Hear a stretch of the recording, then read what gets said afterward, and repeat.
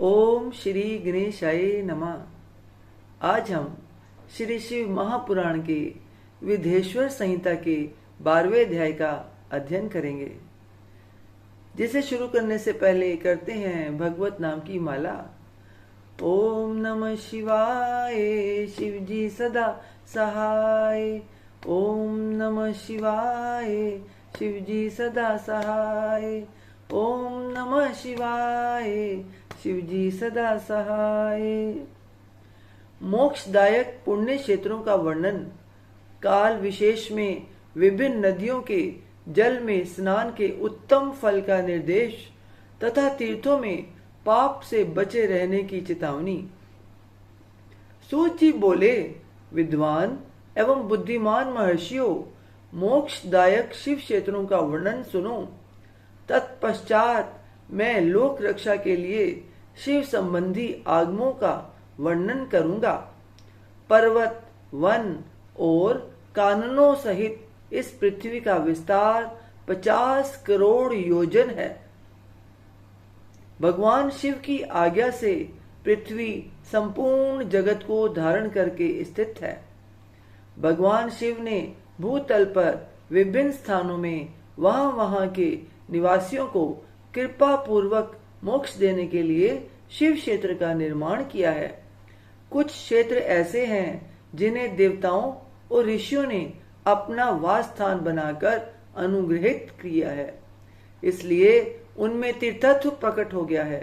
तथा अन्य बहुत से तीर्थ क्षेत्र ऐसे हैं जो लोगों की रक्षा के लिए स्वयं प्रादुर्भूत हुए हैं। तीर्थ और क्षेत्र में जाने पर मनुष्य को सदा स्नान, दान और जप आदि करना चाहिए, अन्यथा वह रोग, दरिद्रता और मूर्खता आदि दोषों का भागी होता है। जो मनुष्य इस भारतवर्ष के भीतर मृत्यु को प्राप्त होता है, वह अपने पुण्य के फल से ब्रह्म लोक में वास करके पुण्य क्षय के पश्चात पुनः मनुष्य योनि में ही जन्म लेता है। पापी मनुष्य पाप करके दुर्गति में ही पड़ता है। ब्राह्मणों, पुण्य क्षेत्र में पाप कर्म किया जाए तो वह भी और भी दृढ़ हो जाता है। अतः पुण्य क्षेत्र में निवास करते समय सूक्ष्म से सूक्ष्म अथवा थोड़ा सा भी पाप ना करें।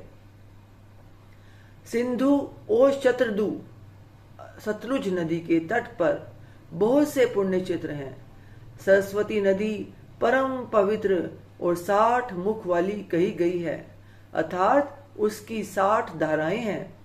विद्वान पुरुष सरस्वती के उन धाराओं के तट पर निवास करें तो वह क्रमशः ब्रह्म पद को पा लेता है। हिमालय पर्वत से निकली हुई पुण्य सलीला गंगा 100 मुख वाली नदी है। उसके तट पर काशी, प्रयाग आदि अनेक पुण्य क्षेत्र हैं। वहां मकर राशि के सूर्य होने पर गंगा की तटभूमि पहले से भी अधिक प्रशस्त एवं पुण्यदायक हो जाती है। शोणभद्र नदी की 10 धाराएं हैं। वह बृहस्पति के मकर राशि में आने पर अत्यंत पवित्र तथा अभिष्ट फल देने वाली हो जाता है। उस समय वहां स्नान और उपवास करने से विनायक पद की प्राप्ति होती है। पुण्य सलीला महानदी नर्मदा के 24 मुख अर्थात स्रोत हैं। उसमें स्नान तथा उसके तट पर निवास करने से मनुष्य को वैष्णव पद की प्राप्ति होती है। तमसा के 12 तथा रेवा के 10 मुख हैं। परम पुण्यमयी गोदावरी के 21 मुख बताए गए हैं। वह ब्रह्म हत्या तथा गोवध के पाप का भी नाश करने वाली एवं रुद्र लोक देने वाली है। कृष्णवेणी नदी का जल बड़ा पवित्र है। वह नदी समस्त पापों का नाश करने वाली है। उसके 18 मुख बताए गए हैं तथा वह विष्णु लोक प्रदान करने वाली है। तुंगभद्रा के 10 मुख हैं। वह ब्रह्म लोक देने वाली है। पुण्य सलीला सुवर्ण मुखरी के 9 मुख कहे गए हैं। ब्रह्मलोक से लौटे हुए जीव उसी के तट पर जन्म लेते हैं। सरस्वती नदी पंपा सरोवर, कन्याकुमारी, अंतरीप तथा शुभ कारक श्वेत नदी, ये सभी पुण्य क्षेत्र हैं। इनके तट पर निवास करने से इंद्रलोक की प्राप्ति होती है। सुहर्य पर्वत से निकली हुई महानदी कावेरी परम पुण्यमयी है।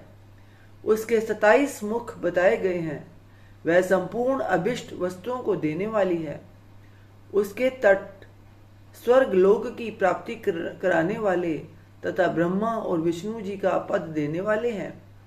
कावेरी के जो तट शैव क्षेत्र के अंतर्गत हैं, वे अभिष्ट फल देने के साथ ही शिवलोक प्रदान करने वाले भी हैं। नैमिषारण्य तथा बद्री का आश्रम में सूर्य और बृहस्पति के मेष राशि में आने पर यदि स्नान करें तो उस समय वहां किए हुए स्नान, पूजन आदि को ब्रह्मलोक की प्राप्ति कराने वाला जानना चाहिए। सिंह और कर्क राशि में सूर्य की संक्रांति होने पर सिंधु नदी में किया हुआ स्नान तथा केदार तीर्थ के जल का पान एवं स्नान ज्ञानदायक माना गया है। जब बृहस्पति सिंह राशि में स्थित हो उस समय सिंह की संक्रांति से युक्त भाद्रपद मास में यदि गोदावरी के जल में स्नान किया जाए तो वह शिवलोक की प्राप्ति कराने वाला होता है। ऐसा पूर्व काल में स्वयं भगवान शिव ने कहा था। जब सूर्य और बृहस्पति कन्या राशि में स्थित हों तब यमुना और शोणभद्र में स्नान करें। वह स्नान धर्मराज तथा गणेश जी के लोक में महान भोग प्रदान कराने वाला होता है।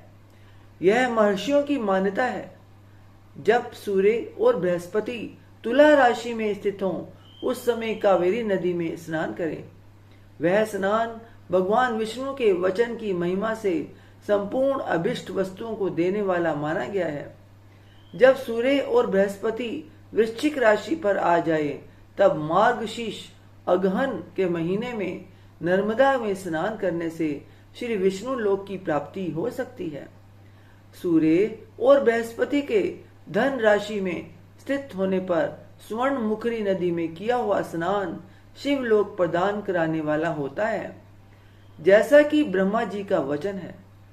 जब सूर्य और बृहस्पति मकर राशि में स्थित हों उस समय माघ मास में गंगा जी के जल में स्नान करना चाहिए। ब्रह्मा जी का कथन है कि वह स्नान शिवलोक की प्राप्ति कराने वाला होता है। शिवलोक के पश्चात ब्रह्मा और विष्णु जी के स्थानों में सुख भोगने पर अंत में मनुष्य को ज्ञान की प्राप्ति हो जाती है। माघ मास में तथा सूर्य के कुंभ राशि में स्थित होने पर फागुन मास में गंगा जी के तट पर किया हुआ श्राद्ध, पिंडदान अथवा तिलोदक दान पिता और नाना दोनों कुलों के पितरों की अनेकों पीढ़ियों का उद्धार करने वाला माना गया है। सूर्य और बृहस्पति जब मीन राशि में स्थित हों तब कृष्ण वेणी नदी में किए हुए स्नान की ऋषियों ने प्रशंसा की है। उन महीनों में पूर्वोक्त तीर्थों में किया हुआ स्नान इंद्र पद की प्राप्ति कराने वाला होता है।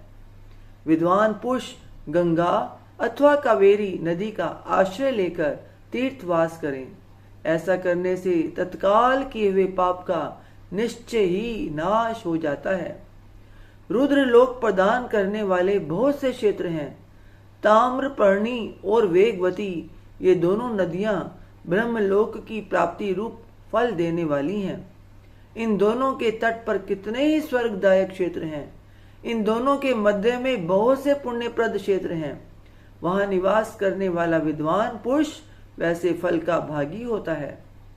सदाचार, उत्तम वृत्ति तथा सद्भावना के साथ मन में दया भाव रखते हुए विद्वान पुरुष को तीर्थ में निवास करना चाहिए, अन्यथा उसका फल नहीं मिलता। पुण्य क्षेत्र में किया हुआ थोड़ा सा भी पुण्य अनेक प्रकार से वृद्धि को प्राप्त होता है तथा वहां किया हुआ छोटा सा पाप भी महान हो जाता है।